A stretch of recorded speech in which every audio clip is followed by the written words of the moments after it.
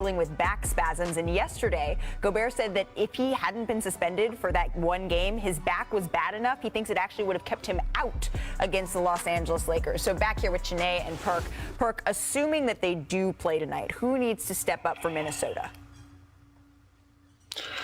It got to be Ant-Man. You know, he went 3 for 17, 0 for 9 from 3.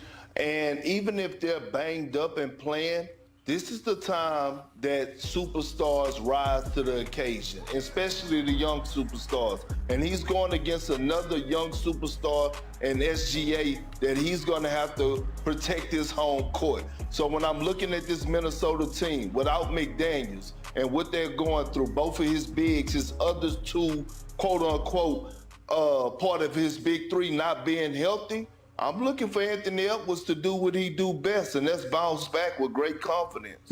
I agree. The beauty of the play-in is that in these situations where you want a little redemption, he has another opportunity tonight. And so, Ant, like you said, he was 0 for 9 from 3 in that matchup, and those three-point shots really affect your confidence. If you see that he took them all over the perimeter, and you know he tried to attack at the basket, it just was not in rhythm for him to build the confidence against the Lakers squad. That honestly, like that was a grinded out type of win. And if he were his normal, usual form that averages 25 points per game, you feel like the T-Wolves could have won that game, right? Yeah. But it was just so hard for him. So him having another chance in this play-in position, I think we'll see a different version of himself. I'm curious how serious this calf is for Cat, because it feels like he still sets the tone for this team, even with how talented Anthony Edwards is. He was perfect in the first half, and the Timberwolves are cruising. Then when he picked up that fifth foul, that's when things came to a screeching halt. So if Rudy Gobert is able to play, if they're able to minimize the fouls he picks up, how is that going to set the tone? That's kind of what I'm going to be keeping my eye on tonight on ESPN. Thunder, Timberwolves, they play for the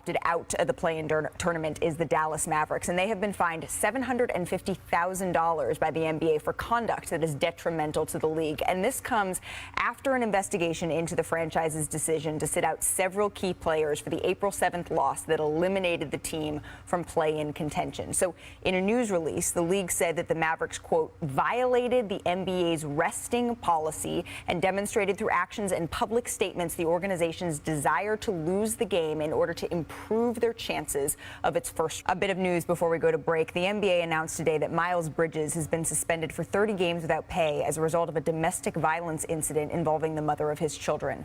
Now, Bridges was arrested and charged with multiple offenses and eventually entered a plea of no contest to a felony domestic violence charge. The incident, it occurred almost at the exact same time that Bridges became a restricted free agent last summer, and he has since remained unsigned to any team. And as a part of the NBA's ruling today, 20 of the games that Bridges has already been suspended, they are deemed as already served. So that means if he signs an NBA contract, he will only be required to miss the first 10 games before being eligible to play. The thrill this is for us, the highness of the highlight, former SportsCenter anchor, current Bay Area legend, Larry Beal, joining us. Larry, thank you so much for stopping by NBA Today. Oh, Malika, my pleasure. You went deep into the archives for the old Michael Buffer spot. Fantastic. One thing you always have to know about this show, Larry, and you've been on it before, is that we will go into the archives. We will find the video. But you're here today to preview the Battle of Northern California here. And we talked about it a little bit earlier. But yesterday, Steve Kerr, he said that Andrew Wiggins is, in fact, going to be available for that game one. That's after missing the last 25 games of the season due to a family matter. How are they working to incorporate him here? Well, that's the great question, and one that Steve would not answer.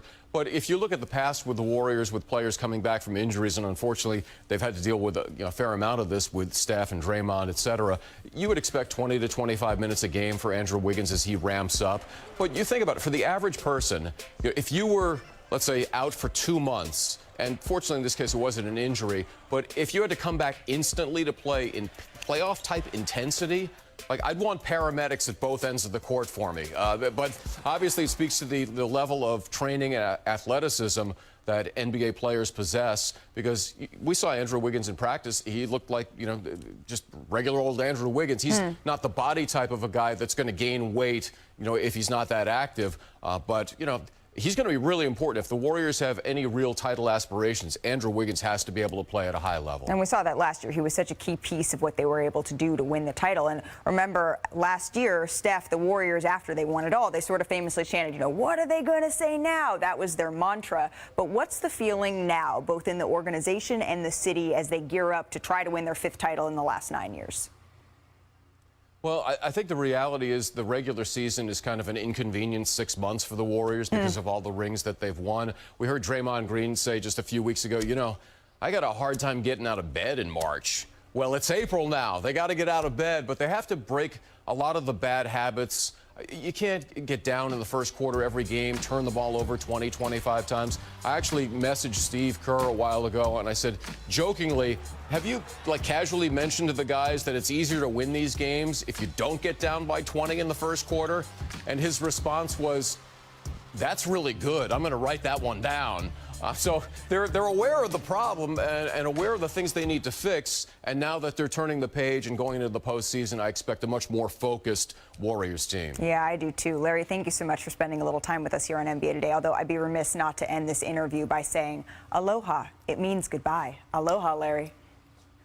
I heard that, Malika. Aloha. See you soon in Sacramento. If you know, you know. See you soon in Sacramento, my friend. But before we get to the actual playoff, treat it was to have both DeMar and Zach join the show from the team plane. I said it yesterday. That was a first for me. And although they are going to be on the road, we still have a little home court advantage here on NBA Today with ABC 7 Chicago News anchor Dion Miller, who is joining us here. And Dion, sort of the story, right, of the play-in so far for the Bulls wasn't DeMar. It was DR, his daughter, who was yelling this ear-piercing scream every single time the Toronto Raptors shot free throws, causing them to miss 50%, to the point that an airline, United Airlines, even tweeted this. They said, the flight's on us. What do you say, DeMar?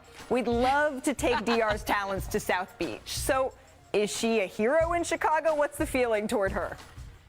She is definitely a legend, Malika. Talk about someone who understood the assignment. I couldn't even concentrate making dinner with the game on, with her screaming like that, let alone trying to shoot free throws. She was impressive. And I am kind of surprised the Bulls didn't try to offer her some sort of 10-day contract. I mean, this is something they cannot mess with, and that is their mojo in the play-in season that they're in. But all kidding aside, she will not be there tonight in Miami.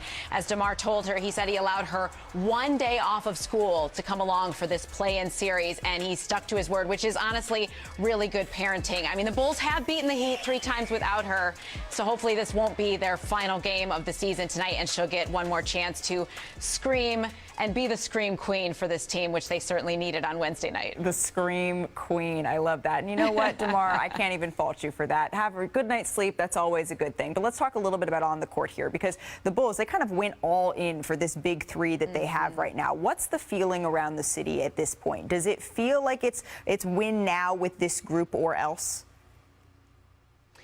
It does to some extent. I mean, it's not like they haven't had time to try to figure this out, right? I mean, this is a Bulls team that did nothing at the trade deadline last year, did nothing at the trade deadline again this year. And at that time, Vice President Arturas Karnisovas was asked, do you expect to make the playoffs?